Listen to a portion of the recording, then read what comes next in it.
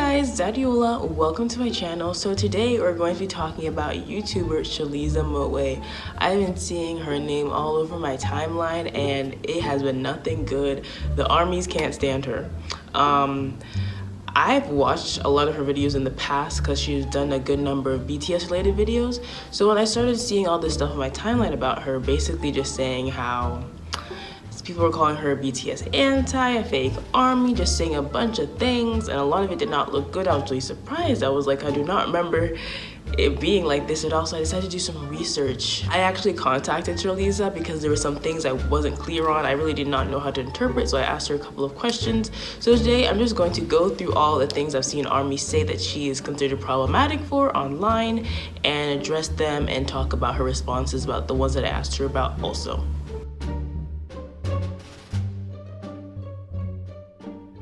In a video from September 2018 titled My Love/Hate for BTS, Sherliza made a couple of comments saying how she felt BTS's music was mediocre, not that good. She just wasn't a big fan of their music and that she just generally isn't that into pop. And the thing is, I really do love them, but I also kind of hate them. I'm gonna quickly explain why.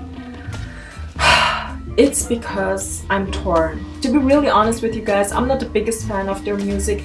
I think it sounds pretty mediocre. It's okay, I guess, but it's not music that I would necessarily listen to. Personally, I think it sounds the same as many other pop/hip-hop songs. What I'm trying to say is that I'm not a big fan of their style of music. It does kind of sound repetitive and a little manufactured too, especially their newest song, Idol. I mean, I love the message and the lyrics, but the music is the topics are really deep and I just feel like, wow, this is so good. Why can't the music be also good? I am very confused with myself because if I'm not such a big fan of their music, why did I get tickets to BTS?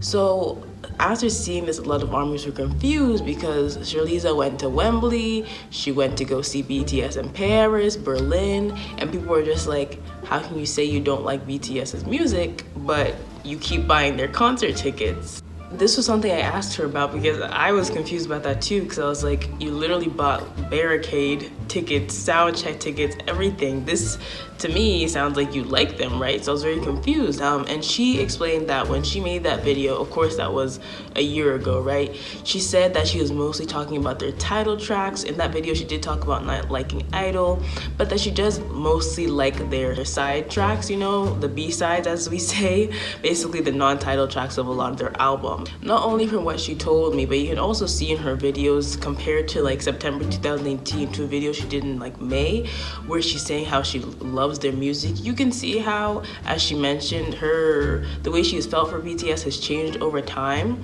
but that even in the beginning she just wanted to say that she didn't like a lot of their like main songs, the title tracks, and she said she wasn't into pop at all, so it was really a big step for her to be into this K-pop group. There was a particularly bad looking video that I saw on Twitter of Sherliza saying she wanted to go see BTS live to see if they sang live and if their voices cracked. Why did I get tickets? Well, I want to actually see if they sing their songs live, if their voices crack, you know? And I asked her about this. I was like, this sounds like anti-behavior, right? Like, why would you buy concert tickets just to go see if the people you're watching sing live and to see if they mess up, etc.? And she told me she made that comment not as a malicious thing, but that she was just curious if they could actually remain stable because of their intense dancing. And she was saying in general she does love and support them, and that's why she did want to go to their concert, but she was also just curious if this was something they could pull off, because you know BTS does do very intense choreography, and yeah, it's hard to imagine how someone would be able to sing during that. But yeah, that was her defense for that clip.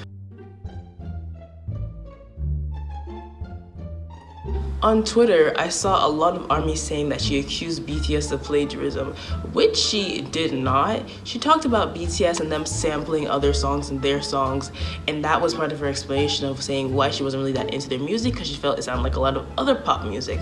When I saw this clip, I really did not I just didn't really vibe with it just because a lot of the examples she used were old, like stuff from Oh Are You Late Too, Dark and Wild, and two of the songs she used, the Graduation song and the School of Tears song, which were literally just covers of these pop songs. But yeah, her point was generally that she's saying that BTS is pop and that she says they sounded a little bit generic with their title tracks. I mean, it's pop music, so yeah, it's gonna sound similar to other pop music. That's just expected from a genre. But yeah, I realized that I don't think she was specifically trying to say that BTS plagiarized. She said the same thing was okay. She's just saying pop music in general kind of has the same sound, and she herself was just not that into pop music. In that same video from September 2018, she was talking about how she liked the members' personalities, and while talking about Taehyung, who I realized is her bias from watching other videos, she called him weird. A lot of ARMYs were not okay with this, as I'm not sure, some people don't know, but a while ago Taehyung said that he did not like being called weird or an alien. He saw it as a hurtful insult, and that just kind of goes with all the bullying he faced and all that stuff, so it's very contextual. I know everybody kind of generally uses the word weird, not necessarily as a negative thing, but Tay said he really did not like being called that, so a lot of people are like really against Sherliza for saying that. I asked her about this and she said that she didn't mean anything hurtful by the comment. She just felt that Tay was very unique. She said it's not that deep, which I mean, you can interpret that as you want. But yeah, that's that for the Taehyung comment. In another video titled Actual Unpopular Opinions About BTS, Sherliza mentioned Jin, and she said that his voice she felt was better suited for ballads and that she understood why he got less lines in songs, and she included a clip from this parody of Fake Love, and it seemed to mock Jin and mock his vocals. I asked her about this and she said that that clip she included, she did not put it in there to mock his vocals. It was just kind of a joke to drop in. It wasn't related to what she was saying really. And that she said that she did regret saying that she understood why Jin got less lines because she felt that his voice was better suited for ballads, but she said when she heard Dionysus, she was like, oh. So I think that was just, it was a mistranslation thing, and I definitely understand why ARMYs were hopping on her for that, because the whole Jin, the amount of lines he gets is a very touchy subject. We know that Jin has been bullied because he was picked as the visual for the group. People have called him talentless and saying that he doesn't contribute anything to the group, and he's worked really hard to like get work on his voice, and just talking about like how he felt he didn't get to shine and just facing insecurities and everything. So yeah, it's a very touchy subject about Jin not getting lines in BTS songs and how a lot of the fandom feels it's unfair. So yeah, I just wanted to clear that up, that she does not think Jin deserves less lines, and that she just made that comment because she felt his voice sounded better with ballads. That comment you can't really fight with, it's just her opinion. But yeah, she's not saying that Jin deserves less lines anymore. To me, you kind of really look like a if you keep worrying about getting too dark. It's like, it really like makes you really look like, I don't know, it just doesn't make you look good, for me at least. Like, what's the big deal if you get a little bit of a tan, you know? What's the freaking big deal? As you can see, I never called them colorist as a fact. I said it makes you look colorist. A lot of people were saying that Sherliza called BTS colorist for putting sunscreen on. This is not true. Sherliza's point when she was talking about BTS and colorism was that they make a lot of comments saying, oh, you don't want to get darker, put your sunscreen on, blah, blah, blah, you don't want to look bad, you don't want to look dirty, etc. The thing is, these comments, they are definitely influenced by colorism, but in Korea, colorism is accepted. That's the status quo. You're expected to be pale, that's considered attractive, that's considered good. And if you're dark, you're considered ugly, dirty, etc. That's just how it is in Korea. Now, if you want to talk about colorism in Korea and how that is problematic, that is a different story. But BTS voicing those kind of colorist sentiments, I mean, it's expected because they are Korean, they are idols, they're held to a certain standard, and people, you see how they whitewash their photos when they take BTS's photos. They are expected to be pale, and that's what's considered attractive, and they do have to worry about how they are perceived. So I do understand them worrying about getting darker, because colorism is alive and well in the country that they come from, and that's just the tea. So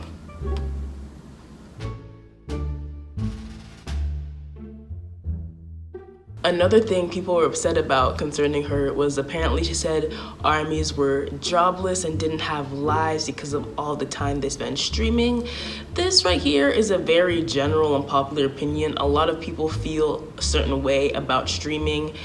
Honestly, to each their own. I don't think you can necessarily be mad at her for feeling that way about people that take time to stream all the time or whatever. It's really just it's a passing comment. It doesn't really matter.